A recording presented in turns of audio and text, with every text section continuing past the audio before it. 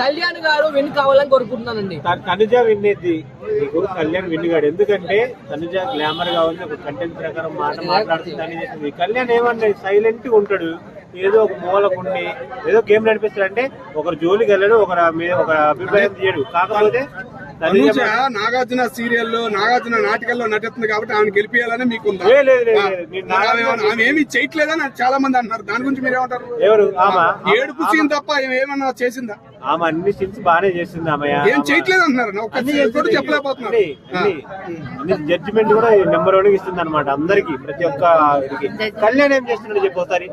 కళ్యాణ్ ఏం చేస్తున్నాడు? కళ్యాణ్ గారు జెన్యున్ గా ఉన్నారండి. ఆ జెన్యున్ మనకు నచ్చింది. ఎందుకంటే మీరు ఒకవేళ ఇప్పుడు తనుజ గెలుస్తుంది, తనుజ గనక గెలవదని నువ్వు అంటున్నావా? గుండు కొట్టించుకుంటావా?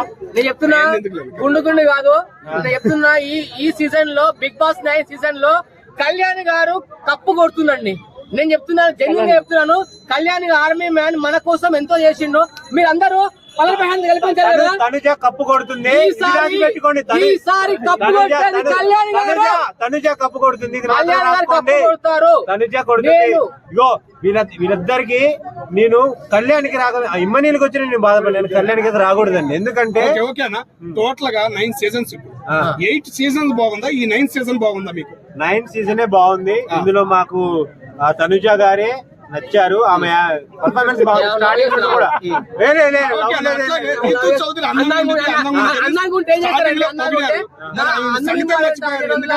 అర్థం కాదు. ఆమెని స్టార్టింగ్ లో అందంగా ఉందని పొగిడారు చాలా మంది. ఇప్పుడు ఆమెను మర్చిపోయారు. ఏమంటారు?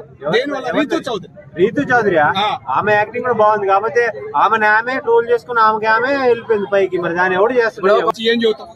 పవన్ కళ్యాణ్ గురించి ఏం చెప్తున్నా అంటే, పవన్ కళ్యాణ్ కూడా బాగానే ఆడుతున్నాడు. కాకపోతే తనుజ అంత కాదని చెప్తున్నా అంతే.